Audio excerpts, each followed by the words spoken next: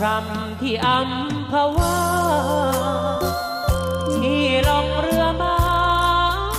พักนอนเมื่อตอนเย็นวานเห็นสาวนวลน้องพายเรือกลับจากสวนตาลยิ้มมาให้แล้วพายเรือผ่านเมื่อเย็นวานย่ำสนทยา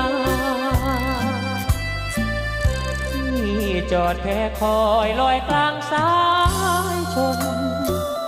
อยากเจอหน้ามนคนงามแห่งอัมพวาหลงลอยคอยเจ้าเช้าจน